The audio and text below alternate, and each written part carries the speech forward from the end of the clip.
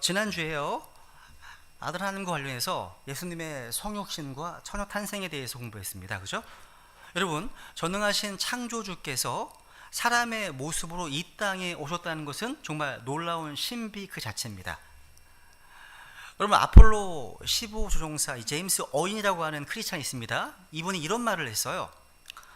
이분이 이제 달 위에 두 발을 딛고 선 후에 끝없이 펼쳐진 저 광활하고 거대한 우주가 단 하나의 질서 속에 존재하고 있다는 것 보면서 하나님의 살아계심을 더욱더 확신했다고 고백합니다.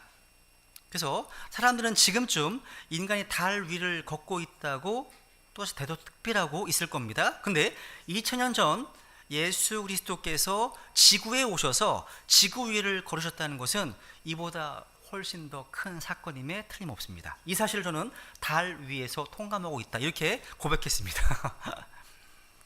여러분, 우주의 사는 얼마나 작습니까? 빛의 속도로 달까지는 불과 1.2초 걸립니다. 근데 천문학자들은 우주의 끝은 빛의 속도로 200억 년을 다다르지 못한다, 이렇게 얘기를 하죠.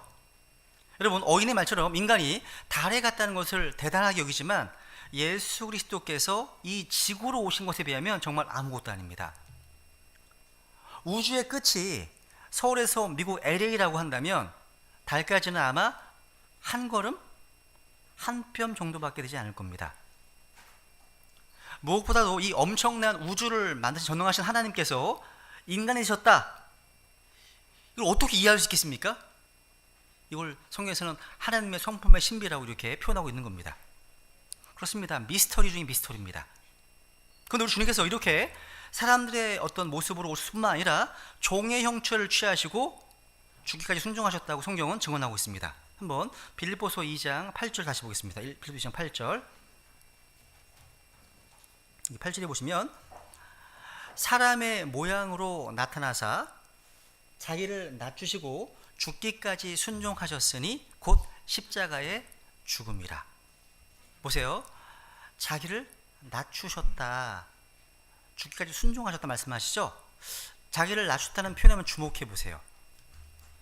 여러분, 빌립보서 2장 앞부분에 보시면 신약교회를 세우는 데 있어서 가장 중요한 마인드가 겸손한 생각이라고 증언합니다. 그래서 빌립보 2장 3절에 보시면 어떤 일도 다툼이나 헛된 생각으로 하지 말고 오직 겸손한 생각으로 각각 자기보다 남을 더 낮게 여기라 말씀하시죠. 근데 우리 육신은요, 올라가기를 좋아하죠. 그죠? 욥기 41장에 보시면요, 리워에 대한 마귀, 그는 모든 높은 곳을 바라보는 자요 모든 교만한 자녀들을 다스리는 왕이니라 하시니라 말씀하시네요. 마귀는 우리를 높은 데에 세워두고 흔들기를 좋아해요. 여러분, 예수님을 유혹했던 마귀가 예수님을 데리고 올라간 곳은 높은 성전 꼭대기였죠. 그래서 마태복음 4장에 보시면 성전 꼭대기에 세워서 시험합니다. 그러니까 또 높은 산으로 올라가서 시험합니다. 이거 좋아해요. 마귀는 모든 높은 곳을 바라보는 자이고 높은 곳을 좋아합니다. 교만하다는 거죠. 여러분, 멸망에 앞서 뭐가 나갑니까? 교만이 나갑니다. 마귀가 보여주는 교만한 길은 멸망의 길입니다. 예수님은 낮은 곳을 좋아하십니다. 겸손하시다는 거죠. 예수님 보여주시는 길은 생명의 길입니다. 겸손은 명예 앞에 겸손이 있습니다. 주를 두려워하는 것이 훈계이니 명예 앞서 겸손이 있느니라 말씀하시죠. 여러분, 낮추는 마음에 하나님의 은혜가 임합니다.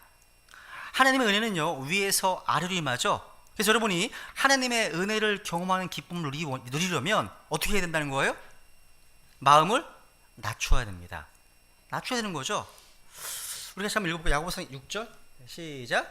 그러나 그분께서 더 많은 은혜를 베푸시나니 그러므로 그분께서 이르시되 하나님은 교만한 자들은 물리치시나 겸손한 자들에게는 은혜를 베푸시니라 하시니라. 누구에게요? 겸손한 자들에게. 여러분, 마음이 낮아지면 거기에 평안이 임합니다. 평강이 임해요. 여러분, 위로 올라갈수록 불안한 거예요. 위로 올라갈수록 공격받기 쉽고 비판받기 쉽습니다. 위로 올라갈수록 사람들 눈에 잘 띄게 되잖아요.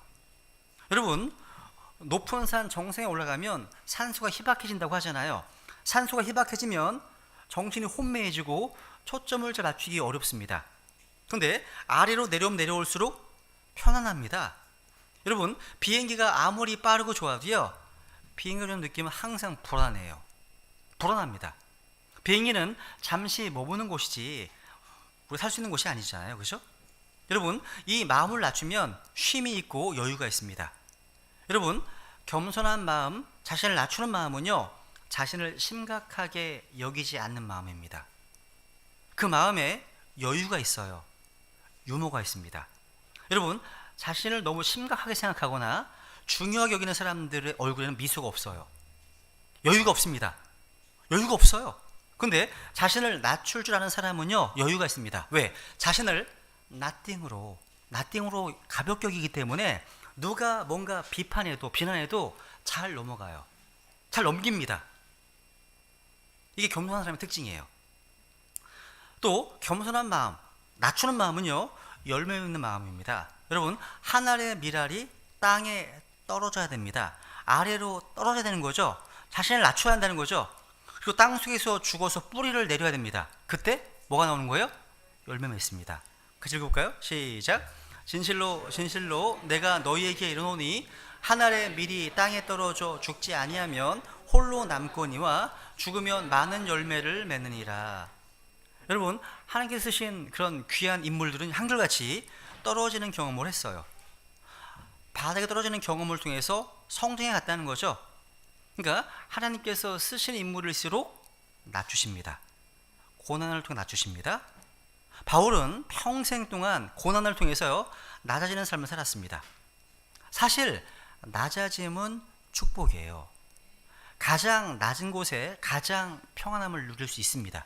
여러분, 하나님께서 우리 인간 만드실 때 뭘로 만드셨습니까? 재료가 뭐예요? 재료가? 흙이죠. 흙.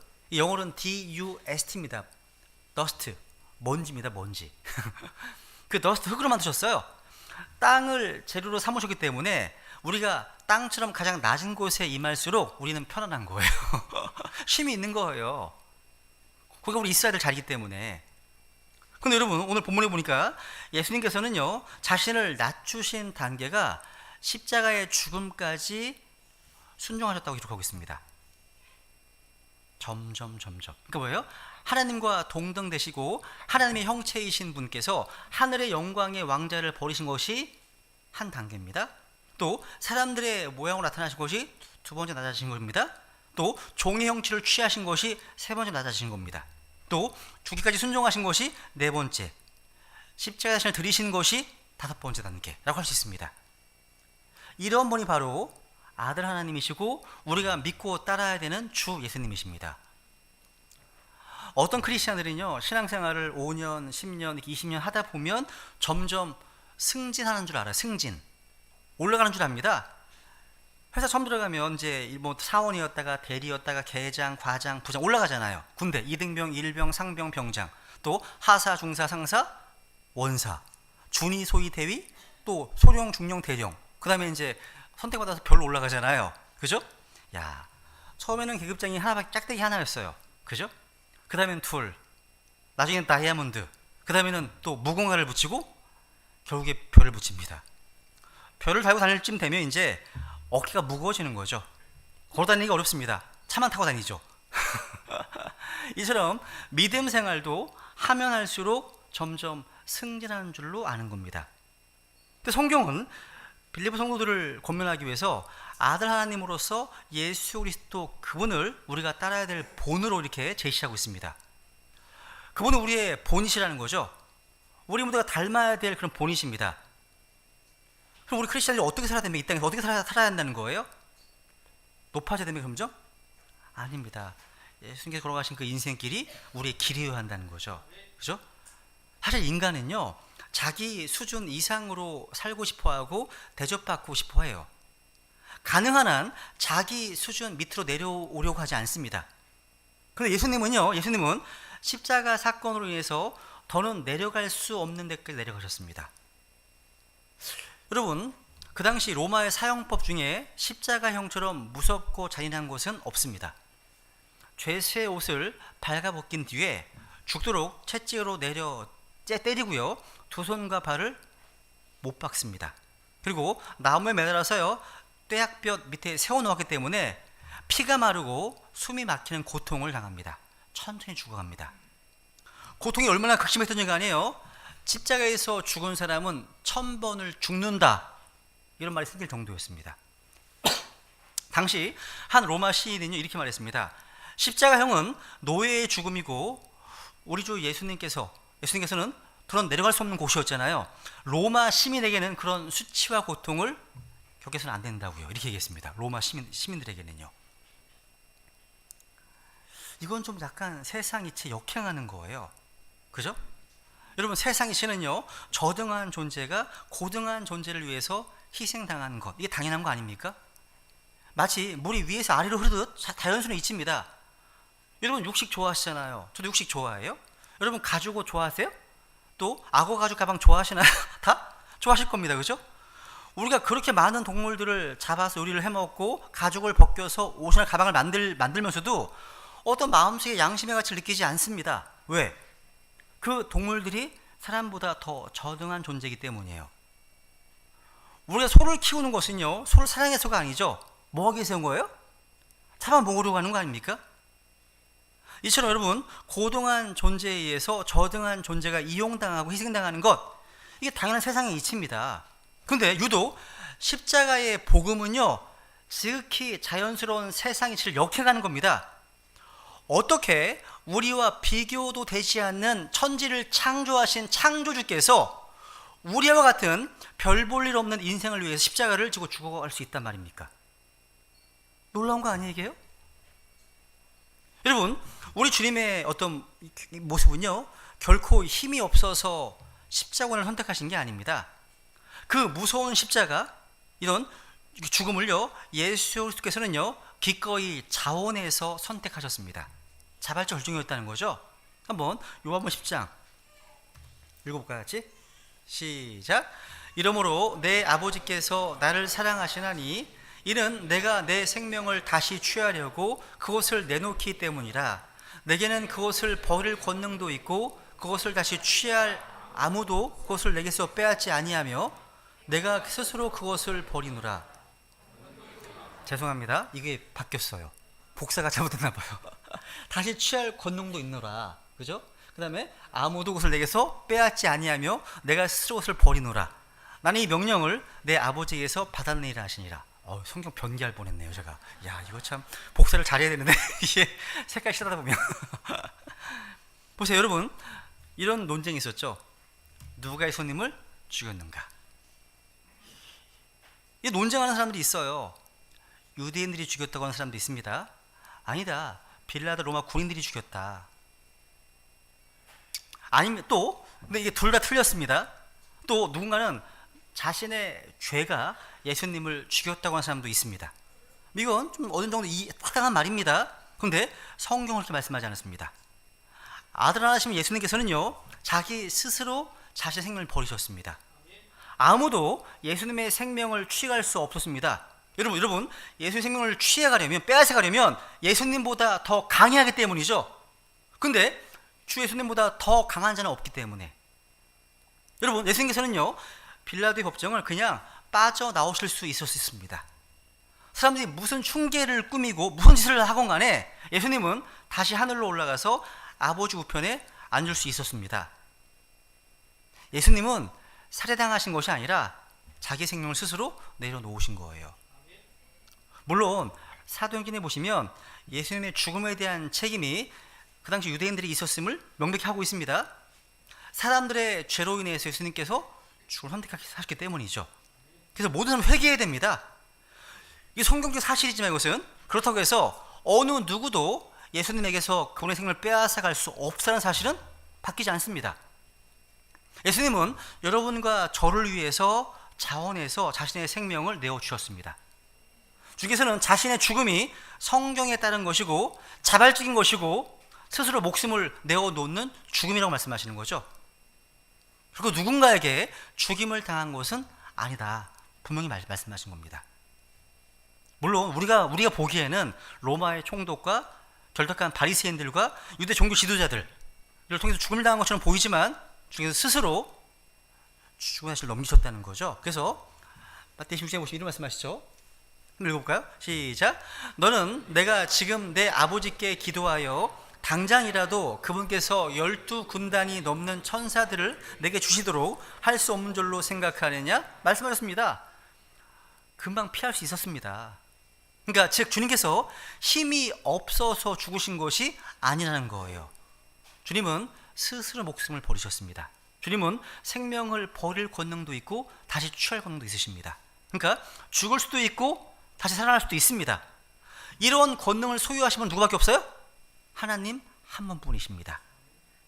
죽음과 삶을 아무렇지도 않게 왔다 갔다 할 수 있는 분, 또 마음대로 죽어날 수 있는 분, 누구예요? 하나님 자신이라는 거예요. 자신이요. 이건 주님께서 스스로 자신이 하나님이심을 선포한 자기 선언인 겁니다. 주님께서는 하늘과 땅의 모든 권세를 가진 분이셨지만 스스로 자신을 지키기를 포기하셨습니다.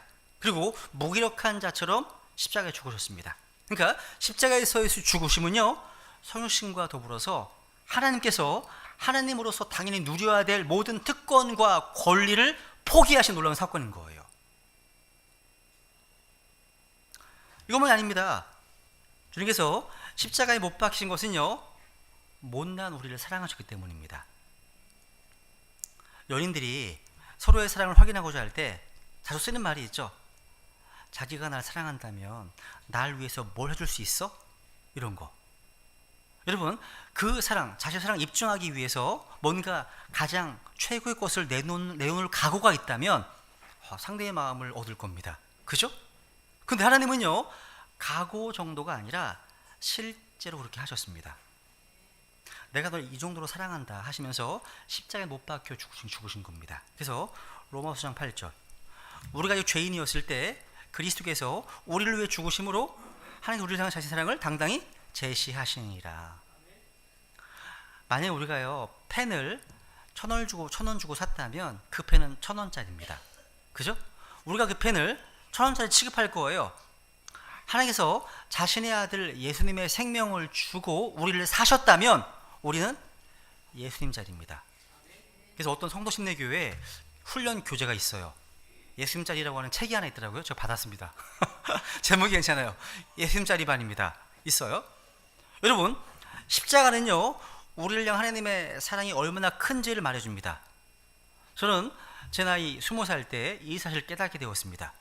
이 십자가의 사랑을 깨닫는 순간 저는 숨이 막히고 눈물이 왈칵 쏟아졌습니다. 제가 결코 그럴 만한 가치가 없는 사람임을 너무나 잘 알고 있기 때문입니다. 우리 중에 예수님의 생명을 주고 바꿀 만한 가치가 있는 사람이 누가 있습니까? 없죠. 여러분, 그 미녀와 야수의 스토리, 이게 감동적인 이유는 뭐냐면 전혀 사랑받을 만한 자격이 없는 야수를 미녀가 사랑해 주었고 그때 야수가 왕자가 되었기 때문이에요. 야, 성경에서 따온 것 같죠? 그죠? 우리는 아무것도 아닌 너무나 악하고 추악한 존재였는데 십자가에 나타난 하나님의 지극한 사랑을 받음으로 생명을 얻었습니다. 이게 복음이잖아요. 읽어볼까요? 시작. 하나님께서 세상을 이처럼 사랑하사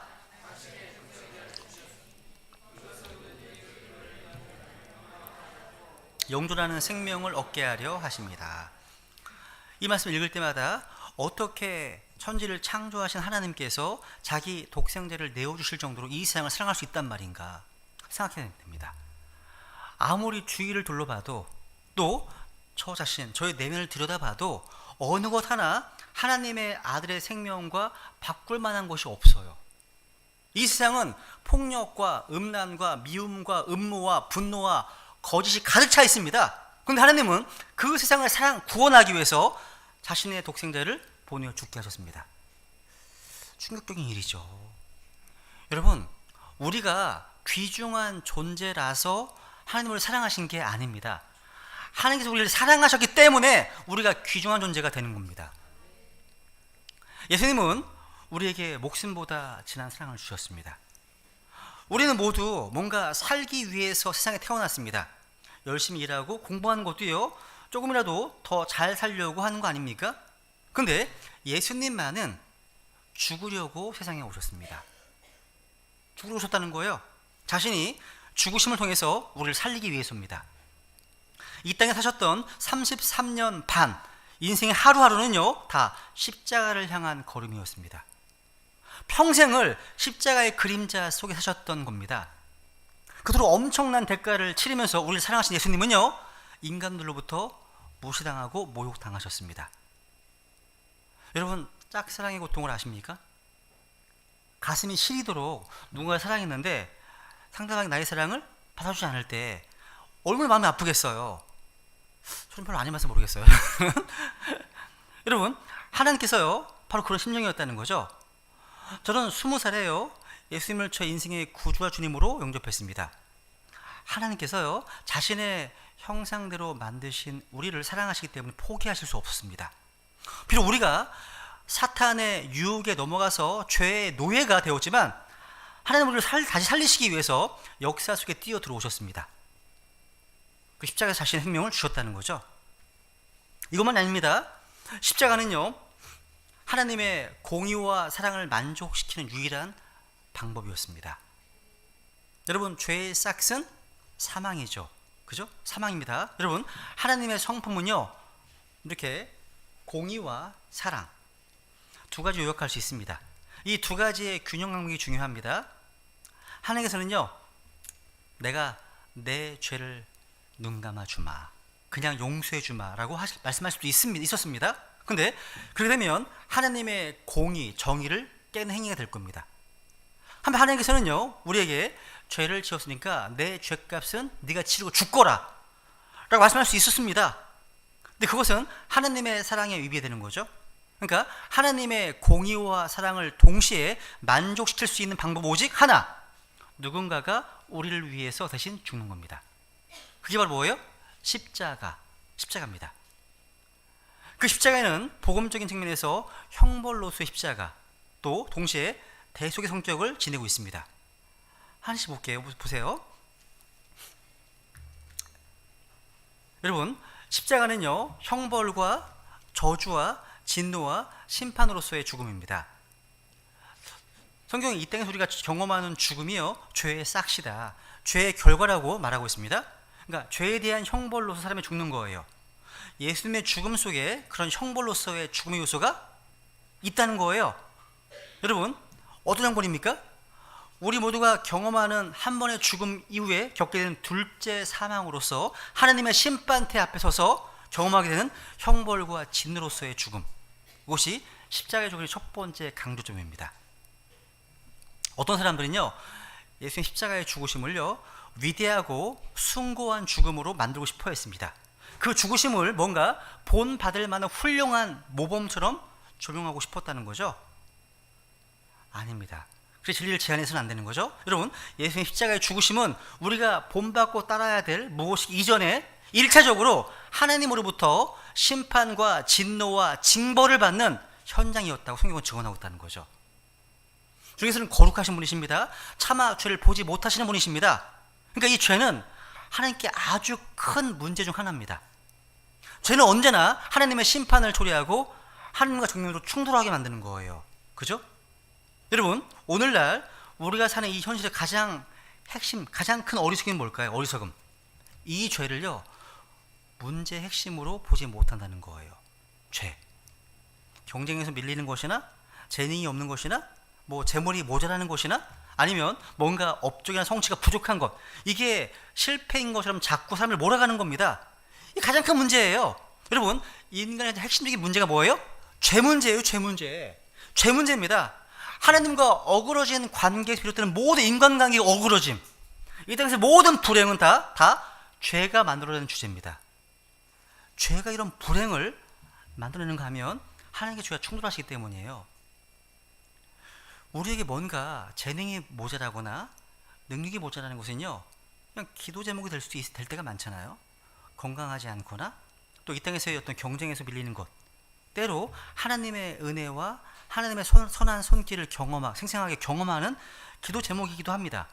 근데 우리의 죄는요, 언제든지 하나님과 충돌하게 되기 때문에 죄의 문제는요, 우리 일생의 가장 큰 비참함과 불행일 뿐만 아니라 다가오는 삶에서의 영원한 형벌과 지옥의 고통이 기다리고 있다는 사실. 그런데 여러분, 이 죄가 가져오는 모든 형벌과 심판과 저주를 예수님께서 십자가 위에서 당하신 것입니다. 그죠? 신명에 보면 나무에 달린 자는 하나님께 저주받은 자를 말씀하십니다.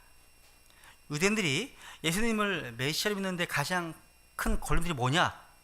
나무에 달린 자는 저주받은 자인데 그 저주를 받은 자가 메시아라고 하니까 받아들이기가 어려운 거예요. 이 걸려 넘어지는 겁니다. 근데 십자가의 죽으심 안에 있는 핵심적인 요소는 저주받은 죽음으로써 하나님께 심판받고 형벌과 진노를 받아 죽는 요소가 들어있습니다. 그러니까 하나님의 저주와 심판을 예수님이 받은 그런 죽음, 그것이 바로 십자가입니다. 십자가. 그래서 여러분, 주께서 겟세마네 동산에서 기도하셨잖아요. 보세요, 한번 보시면 이렇게 기도하셨습니다. 성경 보면요, 예수님께서 자신의 죽으심을 알고 계셨잖아요. 그래서 제가 읽으면 이와 같이 사람의 아들도 성김을 받으러 오지 아니하고 도리어 섬기며 자기 생명을 많은 사람의 대속물로 주려고 왔느니라 하시니라. 주께서는 죽어야 함을 알고 대속물로 준다는 것도 다 알고 계셨는데 겟세마네 동산에서 땀이 땅에 떨어지는 핏방울처럼 간절히 기도하셨습니다. 읽어볼까 같이요? 시작. 이르시되 아버지여, 만일 아버지의 뜻이거든 이 잔을 내게서 옮기시옵소서. 그러나 내 뜻이 아니었고 오직 아버지의 뜻이 이루어지기를 원하나이다 하시니. 야, 그래서 이렇게 기도하신 이유가 뭘까요? 그 십자가의 죽음 속에 우리의 죽음과 똑같은 요소만 들어있는 것이 아니라 하나님으로부터 완전히 끊어져 버림받는, 그래서 하나님의 심판과 저주가 그 십자가의 죽음 속에 있기 때문에 주께서 그렇게 피하기를 간구하신 겁니다. 그 주님께서 십자가 다니실 때 이렇게 말씀하시잖아요. 엘리 엘리 라마 사박다니. 뭐예요? 나의 하나님 어찌 나를 버리셨나이까 부르셨습니다. 이건 그냥 문학적인 표현이 아닙니다. 실제 십자가에서 일어난 사건입니다. 십자가는 하나님의 저주와 심판과 그 진노가 쏟아 부어져서 하나님의 모든 은혜와 사랑과 긍휼로부터 완전히 끊어지고 버림받은 현장이라는 거예요. 십자가입니다. 그래서 십자가가 중요하고 십자가의 성격이 그렇게 중요한 겁니다. 두 번째로 예수님의 십자가는 뭐예요? 형벌과 저주의 어떤 심판뿐만 아니라 동시에 그것은요, 죄인들을 대신한 대속의 십자가라는 겁니다. 한번 읽겠습니다. 같이. 갈라디아 3장 13절 시작. 그리스도께서 우리를 위해 저주가 되사 율법의 저주에서 우리를 구속하셨으니 기록된 바 나무에 달린 모든 자는 저주받았느니라 하였느니라. 주께서 받으신 형벌과 심판과 저주는요, 우리를 위해서 우리를 대신하신 십자가라는 겁니다. 성경은 예수님에 대한 얘기를 할 때마다 대신 고난받으셨다, 대신 십자가에서 저주받으시고 심판받으셨다, 이런 말씀을 하잖아요. 맞습니다. 예수님께서 바로 우리를 위해서 저주가 되셨습니다. 하나님은 우리를 위해서 사람이 되셨고, 우리를 위해서 죄가 되셨고, 우리를 위해서 저주가 되셨습니다. 하나님께서 사람이 되심으로 인해서 우리는 하나님의 아들이 되었습니다. 하나님께서 죄가 되심으로 우리는 값없이 의롭다 하심을 얻게 되었고 의인이 되었던 겁니다. 그래서 친히 나무에 달려 자신의 몸으로 우리의 죄들을 지셨으니 말씀하십니다. 예수님께서 우리를 위해서 저주가 되셔서 우리는 모든 영적인 복으로 복을 받았다는 거죠. 여러분, 구약 성경을 지배하는 가장 중요한 그런 흐름 가운데 한 가지가 바로 희생 제사 제도입니다. 그 제도는요, 죄를 짓지 않는 인생이 없기 때문에 그 인생이 죄를 짓더라도 멸망하지 않고 살 수 있게 하신 하나님의 은혜입니다. 이 구약의 희생 제사 제도의 핵심은 사람을 대신하여 죽는 죄 헌물입니다. 그러니까 죄를 짓지 않는 사람이 없는데 그 사람이 죄를 지었을 때 그 죄를 지은 사람이 멸망하지 않고 구원하기 위해서 하나님께서 죄를 지은 사람 대신에 흠없는 짐승으로 그 헌물을 심판하시고 형벌하시는 거죠. 그래서 죄 지은 사람을 살리시는 겁니다. 이건 예고편입니다. 모형입니다. 모형. 바로 세상 죄를 제거할 하나님의 어린 양으로 예수 그리스도께서 희생양으로 오셨다는 거죠. 근데 여러분, 그렇다면 왜 굳이 예수님께서 희생 제물이 되어야 했을까요? 인류의 죄 문제를 해결할 희생 제물에는 두 가지 자격이 필요해요. 첫 번째는 뭐냐면 흠이 없어야 됩니다. 따라해보세요. 흠이 없어야 함. 보세요 한번. 히브리서 4장 15절 시작. 우리에게 계신 대제사장은 모든 점에서 우리와 똑같이 시험을 받으셨으되 죄는 없으신 분이시니라. 이는 여러분, 대신 죽어줄 사람은 죄가 없어 하기 때문이에요. 이게 중요합니다. 죄가 있는 인간은 결코 남의 죄를 대신해 죽을 수 없습니다. 그는 자기 죄 죽는 셈이기 때문에 그렇습니다. 여러분, 두 명의 살인범이 같이 사형을 언도받았는데 그 중에 한 명이 야, 내가 네 죄를 위해서 대신 죽어줄게 할 수 없다는 거예요. 왜 그렇습니까? 그 사람도 자기 코가 석자기 때문에 그렇습니다. 어차피 그 사람은 자기 죄 때문에 죽어야 하기 때문에 다른 사람의 죄를 위해서 죽을 수 없습니다. 그럴 목숨이 없다는 거예요. 그래서 죄 없는 사람만이 남의 죄를 위해서 대신 죽을 수 있는데, 그런 존재는 세상에 주 예수 그리스도 한 분밖에 없다는 사실이죠. 두 번째입니다. 두 번째, 희생제물은요, 완전한 인간이어야 합니다. 완전한 인간이어야 돼요. 이사야 53장 읽어볼까요? 한번 이사야 53장 5절.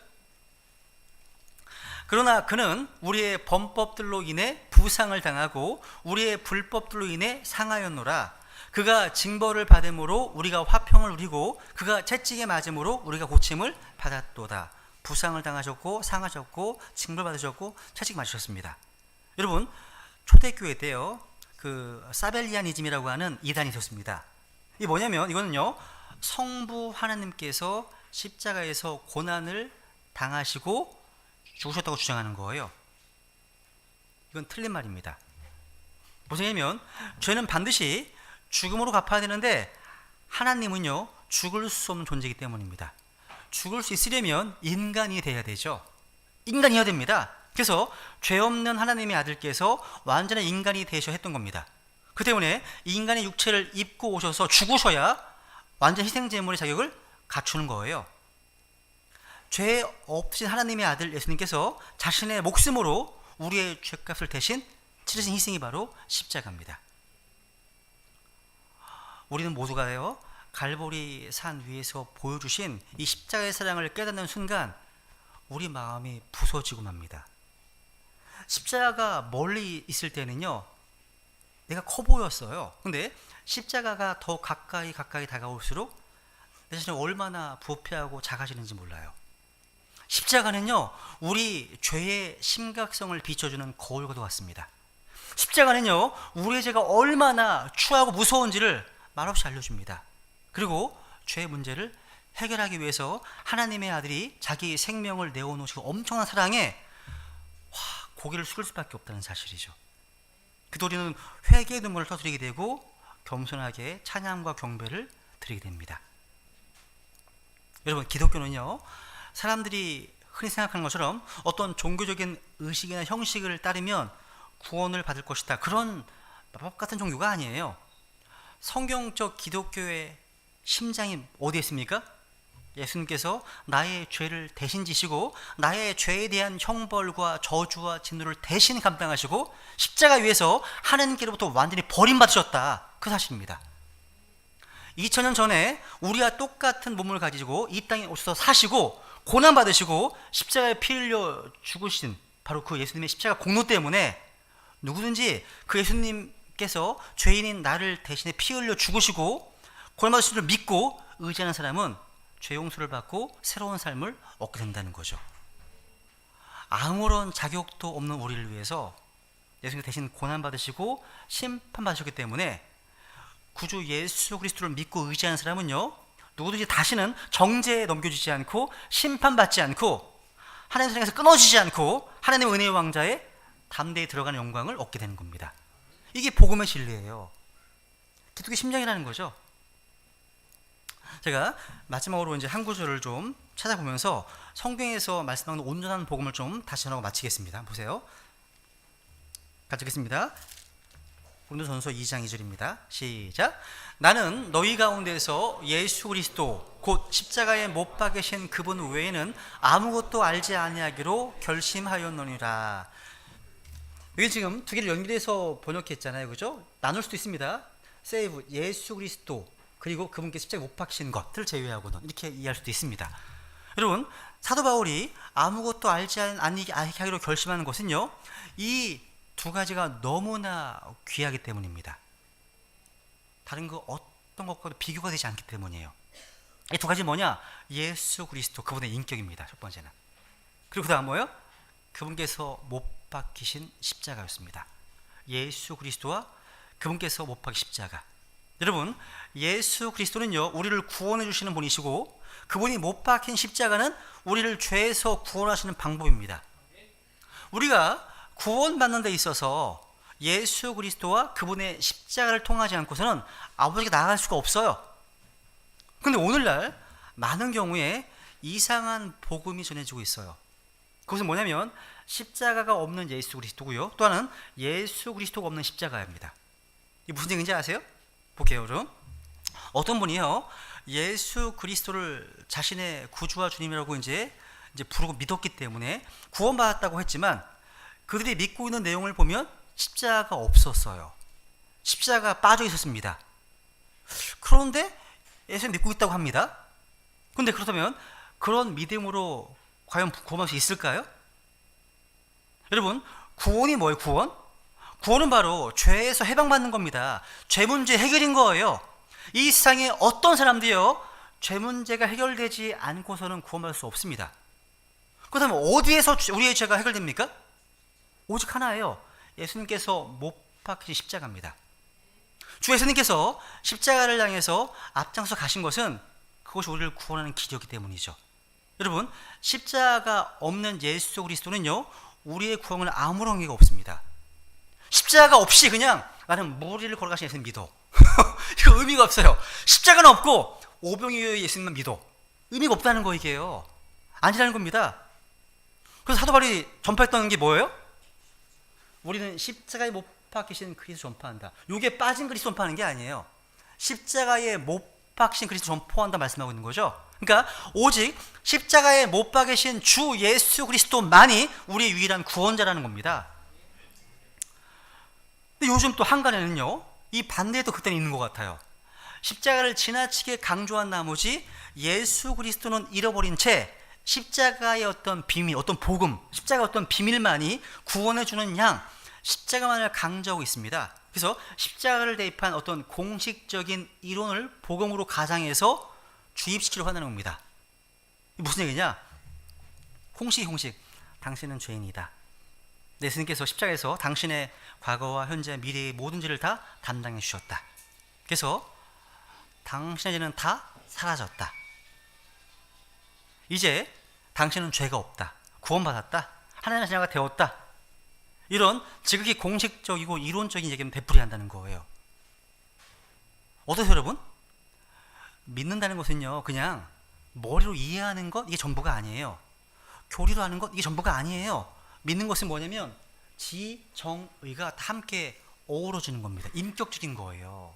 그러니까 당연히 알아야죠. 싱크. 그죠? 알아야죠. 정확히 알아야 되죠. 그리고 내 죄가 예수님을, 창조주를 죽게 했다는 것에 대한 찔림, 애통한 마음, 이런 이모션도 있어야 되는 겁니다.